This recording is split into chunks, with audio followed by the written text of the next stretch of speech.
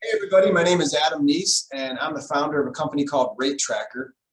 In this video, I'm going to talk about a common question that we hear and that people ask us is, should I use Square, Stripe, or PayPal for my business?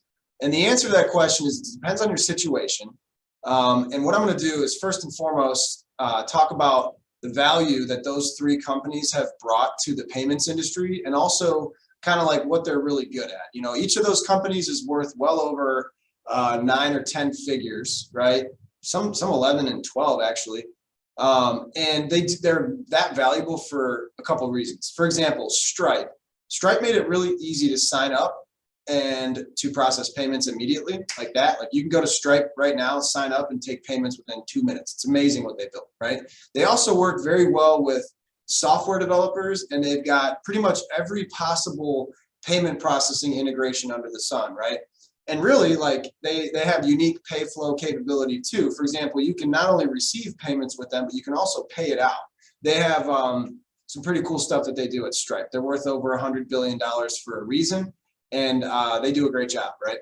Now, Square, let's look at Square. So Square perfected the servicing and the implementation of payment processing for micro merchants, right? And especially brick and mortar. You can use Square for over the phone payments, but they really dominate with like their point of sale system and their brick and mortar approach. They made it easy to sign up with them, and they do a great job servicing micro merchants. Now, let's look at PayPal. PayPal is great for invoicing and peer-to-peer payments, right? They own Venmo. They also do a really good job with making it easy for the consumer to pay a business. There's PayPal Credit, and they have financing options available.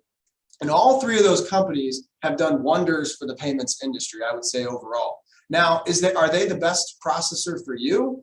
Maybe. It depends on what your goals are. A good rule of thumb that we teach at our company is if someone's doing less than 10 grand a month in credit card or debit card or any sort of electronic payments transactions, it's usually ideal for them to start with Square, Stripe, and PayPal until they graduate. Now, what is that graduation point? Typically $10,000 a month, or whenever the merchant gets super frustrated at one of the companies and can't have a point of contact to get in touch with, or the service or response time is slow.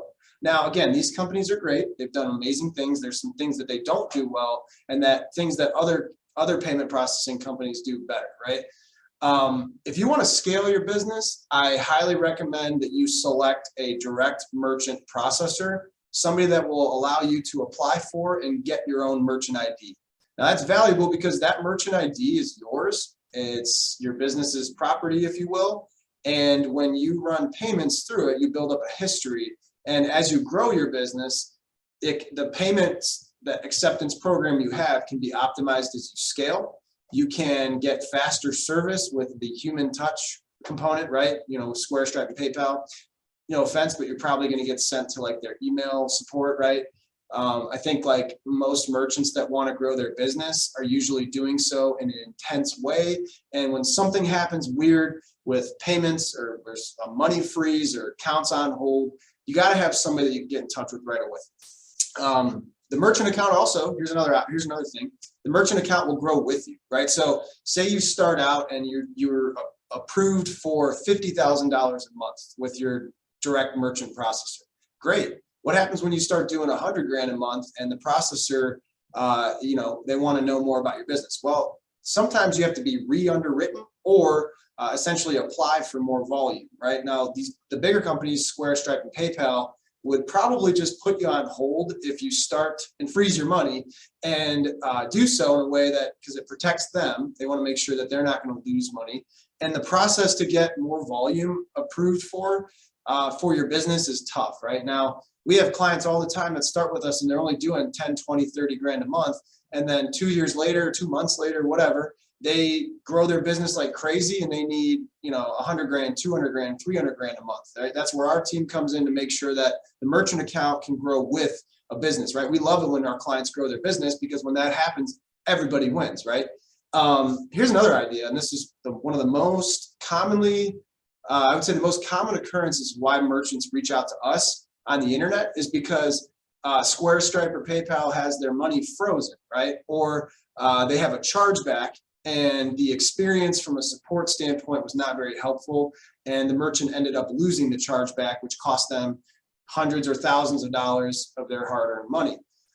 When you get set up with Square, Stripe, and PayPal, you can start processing like that. There's minimal underwriting. They basically verify your identification and your business legal entity. It's really simple and convenient, but what happens when you start processing more payments, or your average ticket drastically increases because you begin offering a new service at your business? When that happens, Stripe, Square, and PayPal, they're not used to that money flow. So they don't know, and they don't know what's really going on underneath the hood. So again, it goes back to, like, if you're trying to aggressively grow your business, you need to get a direct merchant processor that's able to manage your business, and it's really got to be managed by a team of people that are all incentivized to win. And in my experience in the industry, I've found that when you have human beings here in the United States that all equally care about the success of a client, that client is going to succeed, their client's going to stay, and they're going to make referrals, right? So that's one of the pillars of our business, is we are team players, and we make sure that our clients are well serviced, so we focus on their success. Those are literally 2 of our core values.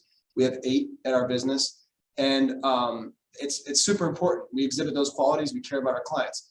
Now, when you're underwritten by a direct merchant processor, and again, it doesn't have to be my company, you could go with anyone, whoever you trust, right?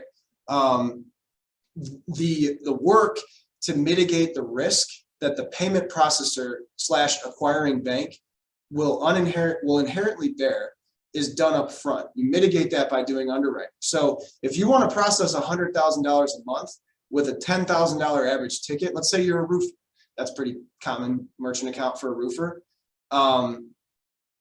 That there's risk there, 10 transactions a month coming into a bank account that the bank, the processor / bank, is ultimately on the hook for. So the underwriting process is there to prevent the potential loss of money. So if they get bank statements and processing statements from a previous company, and they can see that, wow, this guy does $400,000 a month in deposits, and he carries a balance of $100,000. More than likely, that account will get approved for $100,000 a month volume and $10,000 average ticket with next day funding, simply because the bank account has enough cash in it to withstand the potential losses that a chargeback or a refund or anything like that could incur on the acquiring bank. So that's why there's underwriting. Now, again, you can get set up with Stripe, Square, and PayPal, but more often than not, when you start processing big tickets like that, or you triple your business's volume from your first month, they're going to get weak hands and more than likely hold your money. And then you have to go through email support or chat support, whatever. The idea is to get all the underwriting and all the accounts set up and things like that done in the beginning, so that you can focus on growing your business and not have to deal with potential headaches down the road. I hope this was helpful. Again, my name is Adam Neese, founder of a company called Rate Tracker. And if this intrigues you, or you're looking for a better payment processing company, reach out to us below or send us a DM, Rate Tracker Payments on Facebook. Thank you.